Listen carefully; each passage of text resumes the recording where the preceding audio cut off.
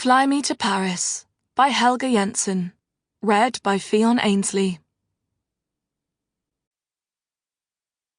To the woman who once carried a BOAC bag around London so that people would assume she was a glamorous air hostess of the 60s. This is dedicated to my late mother Jan, who always encouraged me to see the world.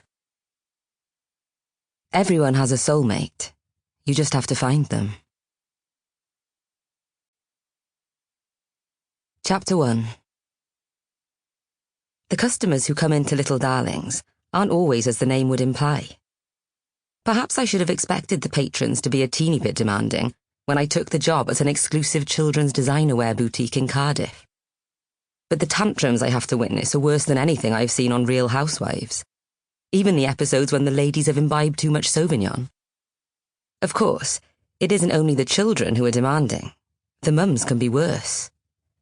This morning, we had a bit of a scene in the shop because we didn't have a matching handbag for a girl's red velvet dress.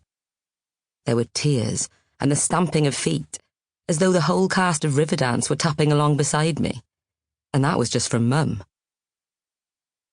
The poor beauty salon that rents out the basement below us has to listen to so many feet stomp around all day. I do feel sorry for them. It can't be very pampering for the clients when they're getting their lashes extended by 3 feet and trying to listen to relaxing whale music. Whilst I am busy in the fitting room trying to put 10 little dresses on hangers, after they were thrown on the floor, the bell on the door rings as it flies open. I watch the mother and her mini-me daughter as they enter the shop. I love seeing mums out shopping with their daughters. How I wish I had a lovely little girl I could dress up and spoil.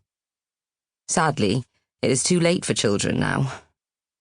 With all those weird twinges I'm getting in my ovaries, I'm sure my eggs are failing by the day. What a waste. Sometimes I feel I should have at least donated my eggs. That is, if they ever worked.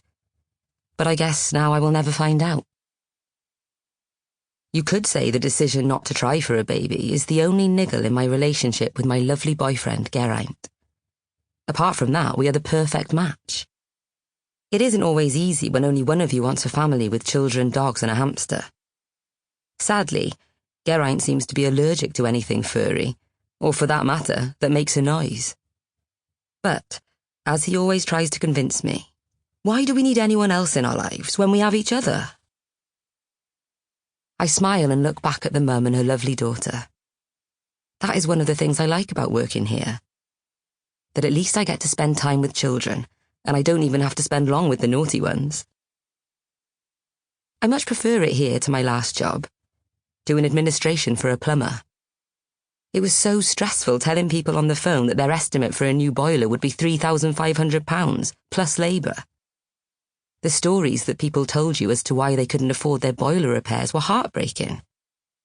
If I were rich, I would have paid for their boilers myself. In fact, at one point, I went through a phase of buying lottery tickets so that I could donate new boilers to the elderly.